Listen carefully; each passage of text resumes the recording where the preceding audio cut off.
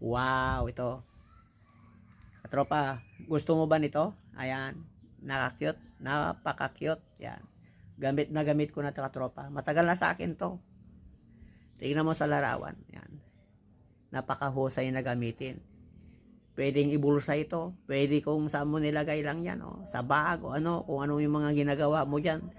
Ginagamit din sa mga electrician to, yung mga sa bahay. Yan. Gamit na gamit ko na to. Tingnan mo yung handle nyo. Nakabalot siya ng rubber. Kahit nadikit sa kuryente dyan, hindi ka basta nakukuryente.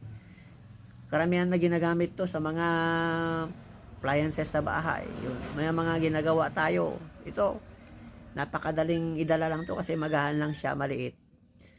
Pero kung gusto mo yung mas malaki, may pagpipilian dito sa yellow basket ko. Tatlo ito. Tingnan mo yung sa picture. Ayan.